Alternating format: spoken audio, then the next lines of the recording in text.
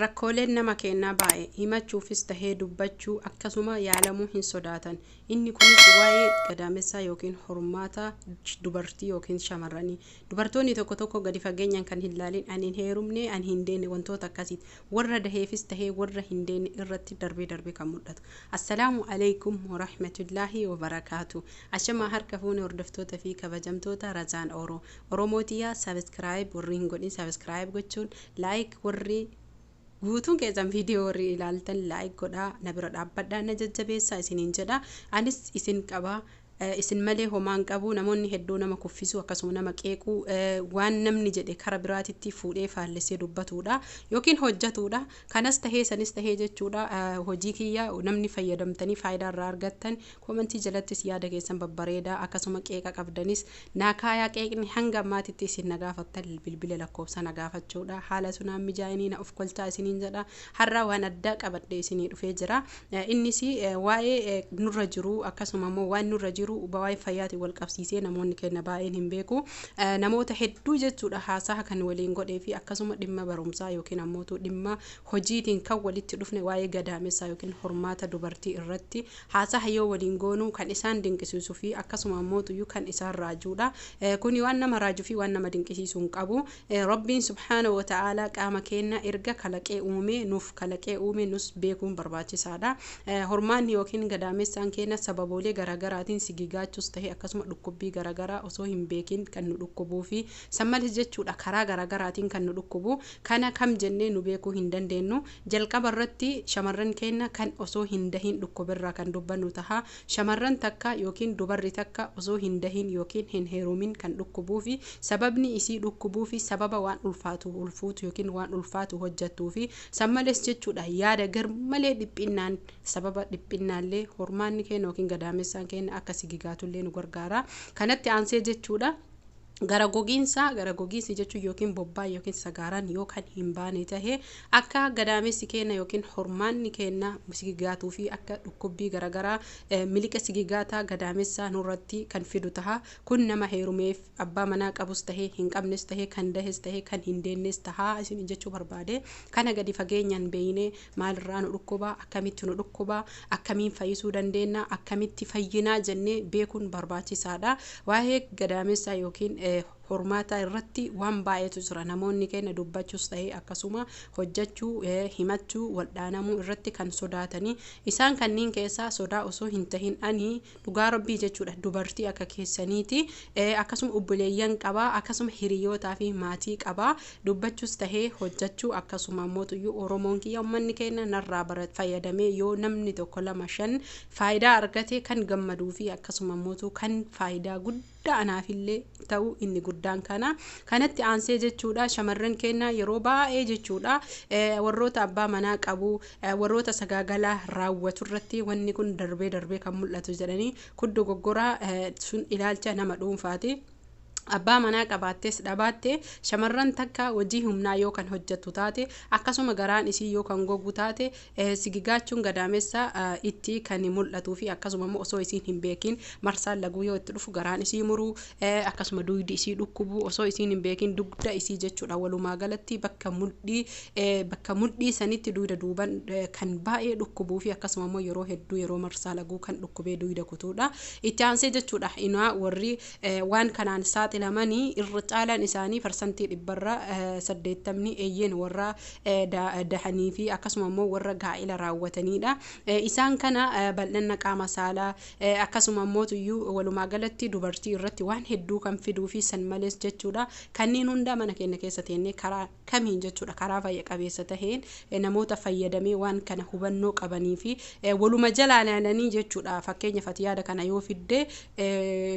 chaanaalan guddifachuus tahee akkasuma mootuyyuu namoota maamilaan guddifachuuf wantoota hin taane yoo hojjetan osoo hin tahini wal jalaa laaluu osoo hin tahin nama waan kana fayyadamee irraa argamne yoo kan irraa fayyadamnu taate waan kana sirreessullee sammales jechuudha waan kana fooyyessuu fayyullee ni dandeenya. Akkasuma immoo subhaanallahi rabbiin akkuma dhukkuba buuse dawaa jala buuse waan ta'eef dawaan isaallee hin jira isiniin jira hordoftoota kiyya. Eeyyeni waa'ee gadaamessaa yookiin hormaata qaama dubartii irratti kan dubbannu yoo tahe inni kuni irra caalaa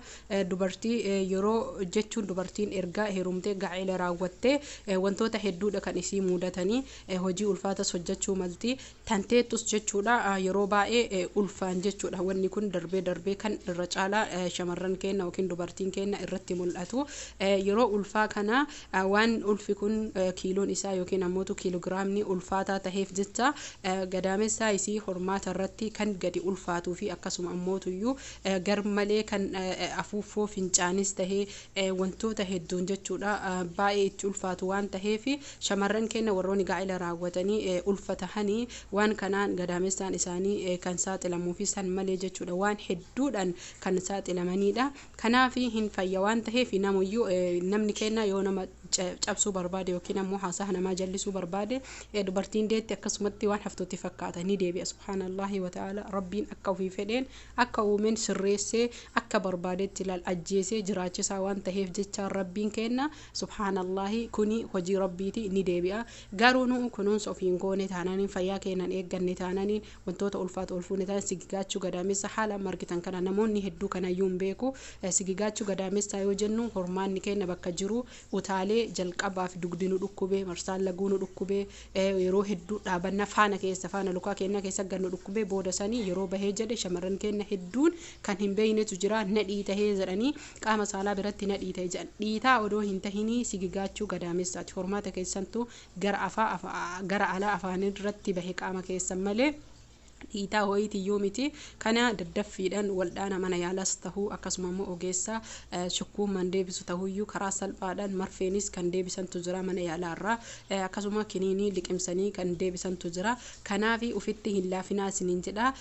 jalqaba irratti osoo sigigaachuu gadaamessaa yookiin gadaamessaan keenya alatti hin bahini shamarran keenya maalirra sadarkaa maalii akka jirtan dhukkubbii akkamii irra akka jirtan nyaata akkamii akka nyaattan kana gadi fageessitanii beekuu qabdanii isiniin jedha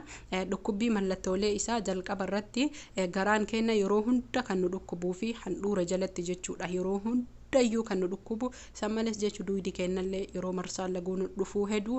hedduu nu dhukkubuu fi akka waan citee nu duudi kenna kun addaan bahaa jiruutitti nu dhukkubu mallattoolee kanaan beekuu dandeenya mallattoolee hedduutu jira jechuudha faana keessatti isin dhukkubuu dhaabatuu dadhabuu hafuura nama kutuu waa hedduutu jira kana isinitti viidiyoo waan dheeratuuf jecha sanitti aansee jechuudha dubartiin yeroo deettu sanii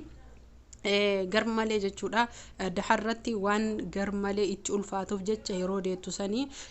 hormaanni kuni kan daha uumamaa yoo deettee jettu qaamni isiis citee jechuudha hormaanni kun daa'imni mataan qabatee waan gadi dhufuuf jechuudha keessattuu dubartiin teenya kan biyya ambaa keessatti dahan kunuunsa gahaan qabanii osoo qaamni isii walitti hin deebi'ini erga deettee kaatee osoo hin deebi'in qaamni isii ititee hin jedhini kan ofii nyaata godhattu kan hojjattu akkasuma kan daa'ima dhiqattu ol jechuu fi gajjachuun kuni akka hormaanni kun yookiin gadaamessaan kun hin deebine nu saaxila kanaaf hordoftoota fi kabajamtoota kiyyaa warri dhageettan viidiyoo kana obboleeyyan keessanii qooda akkasuma mootuyyuu irrallee fayyadama warri hin beeynes irraa baradha warri beeytan mootuyyuu obboleeyyan keessan hiriyoota keessan hedduu qoodaa fi shamarran keenya yeroo deettan daharratti of eeggannoo cimaa godha akka hormaanni keessan yookiin maatsaniin keessan bakka duraan uumaa subhaanallahi rabbiin kaayetti deebi'u hin deebi'a tajaajila gahaa ofii godhuu qabdanii yeroo deettan yeroo hedduu jechuudha waan gadi jettanii ol fuutanii gad deebiftan kanarraa of qusadhaa isiniin jedha san males jechuudha erga deettanii kaatanii waan duydan keessaniin jechuudha waan baay'ee wantoota qorsa aadaa akkasuma mootuyyuu arfannaa garaagaraatii fi